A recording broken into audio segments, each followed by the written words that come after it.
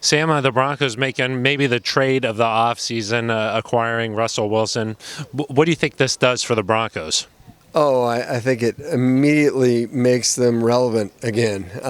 You think about the last 6 years and missing the playoffs, and now this arms race in the AFC West is pretty incredible. But it's a huge move. It's a defining move for George Paton, and you knew he was looking for a quarterback. Of course, all of us thought that Aaron Rodgers would be the guy, but quietly behind the scenes, he was working the Russell Wilson thing certainly from the Senior Bowl on, and it's a big move and great for the Broncos. I know you had a chance to sit down with George for a little bit there and write a story about how this all came together.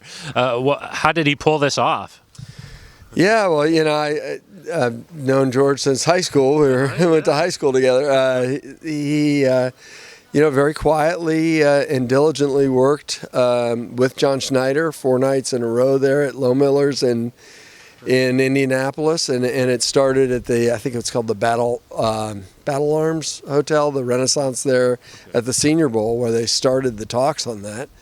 And as soon as he got the word, which I believe was Monday evening, that the deal had happened, then pandemonium broke out in the building, and everybody was excited. So I think it was just diligent, good work with John Schneider, and pretty amazing they were able to keep this under wraps. What do you think about the job that George has done in Denver? Mentioning him back from his LA days and everything, his rise up. I mean, what do you think of all this?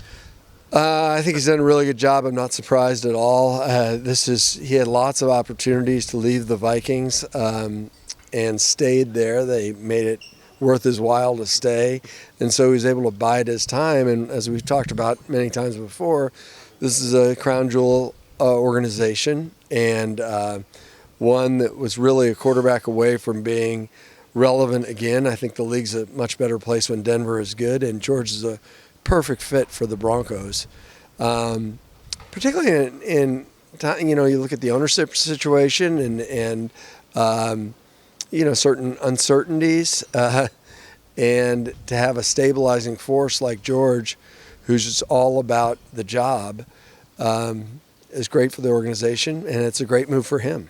Do you think Russ makes the Broncos a Super Bowl contender? With the league now, the league's very good about every team, potentially every team being a contender. I think if you have a quarterback, if you're one of the 10 teams that has a quarterback, you're a contender. I mean, the AFC obviously is very difficult. So many great teams. I would think they're a year away from being where they want to be, but anything can happen. I mean, just look at this last season and the Rams and the way they were able to. You look at the last 2 Super Bowl winners. Tampa Bay gets the elite quarterback, future Hall of Fame quarterback, and wins the Super Bowl. The Rams, of course, Matthew Stafford never won a playoff game, but he has an elite arm. He goes on, wins the Super Bowl. So there is a pattern that's really interesting. And I think it's a pattern we see now with what, Cleveland gave up. I think Matt Ryan going to the Colts. I'm sort of going all over the place. But that's how the offseason's been. Yeah. And it's interesting because the last pattern, I think, started with Russell Wilson in Seattle in 2012, in that you get a young quarterback and you build around him, spend around him. And that was the formula for a Super Bowl winner. And now it's, I think, in this copycat league, people are getting the veteran quarterback, and even if they have to mortgage their future to do it.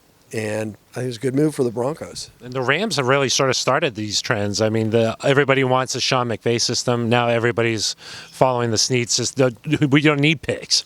Yeah, it's really interesting, too, with the Rams. They didn't have Sean doesn't have rookie mini camps because of the soft tissue injuries. Sean didn't use any starters in the preseason. Now we see that's kind of standard practice for teams. Don't play starters in the preseason. So he is a bit of a trendsetter. And you look at the coaching tree that it hasn't been around that long, but now the McVay tree, there are a lot of guys in the league, including both guys in the Super Bowl, coaching the Super Bowl teams this year, Sean and Zach Taylor. So I think it's an interesting formula. It's one that can work, and I trust George Paton. I mean, his decisions. Super smart guy, super respected in the league, and for good reason. We like to say it's the Mike Shanahan tree, not the Sean McVay. Yes, that's No, true. I mean, really, you can just how deep you want to dig exactly. for those roots. But obviously, Mike Shanahan has got a much more robust tree than most anyone in the league. So, and you could say the Bill Walsh tree. Exactly. Just It's keep going. yeah, it can keep going. But the tree of the moment, the sapling, Is the Sean. is the Sean McVay tree. Sam, thank you very much for your time. Really appreciate it. Pleasure.